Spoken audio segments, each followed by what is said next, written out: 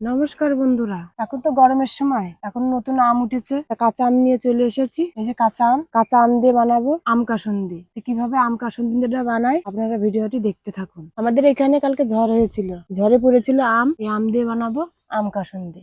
আমগুলো প্রথমে ছিলে নেব, যেরকম করে ছিলে নেব।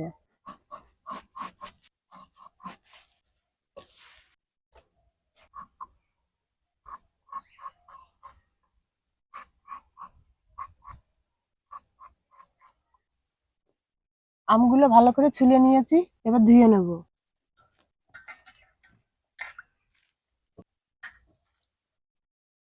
এই আম কুড়ানিটা দিয়ে আমগুলো ভালো করে কুড়িয়ে নেব।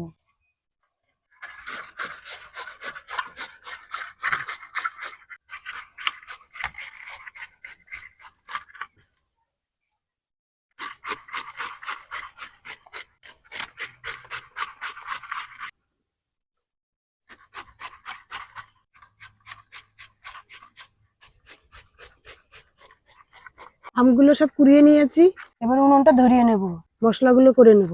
তো বন্ধুরা, আম কাসুন্দির জন্য মশলা নিয়েছি জিরে, পাঁচফোড়ন, তেজপাতা, শুকনো লঙ্কা, সাদা সর্ষে, হলুদ, লঙ্কার গুঁড়ো, এখানে নিয়েছি ধনে গুঁড়ো। এবার এই মশলাগুলো ভেজে নেব। প্রথমে দিয়ে দেবো শুকনো লঙ্কা,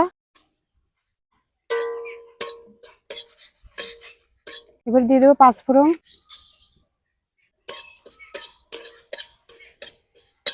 শুকনো লঙ্কা পাঁচফোড়ন ভালো করে ভেজে নিয়েছি।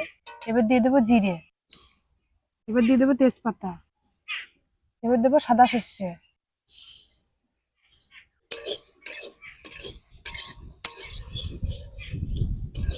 মশলা ভাজার খুব সুন্দর একটা সেন্ট বেরিয়েছে।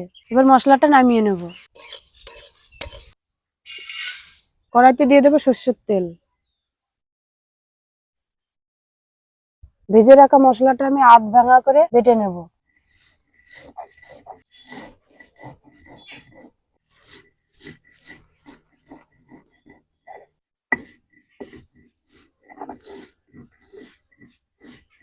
আমগুলো এরকম করে চিপে রসটা বের করে নেব, যাতে একটুও রস না থাকে।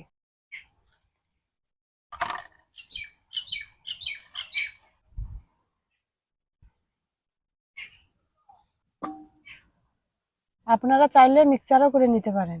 আমগুলো আমি এরকম করে চিপে নিয়েছি, এবার মশলাটা মেখে নেব। বেটে রাখা মশলাগুলো দিয়ে দেবো।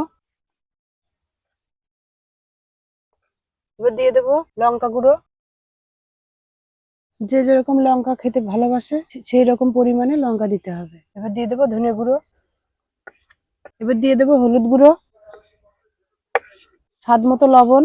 আমি এখানে পাতিলেবু নিয়েছি, পাতিলেবুর রস দিয়ে দেবো, আপনারা চাইলে ভিনেগারও দিতে পারেন। সর্ষের তেলটা গরম করে ঠান্ডা করে নিয়েছি, সর্ষের তেল দিয়ে দেবো।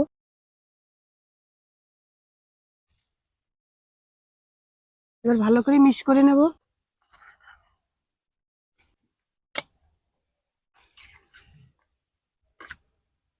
তো বন্ধুরা, ঘরোয়া পদ্ধতিতে আম কাসুন্দি বানানো তো দেখলেনই, কিন্তু এই আম কাসুন্দিটা সারা বছর আপনারা খেতে পারবেন, নষ্ট হবে না, রোদেও দেওয়া লাগবে না।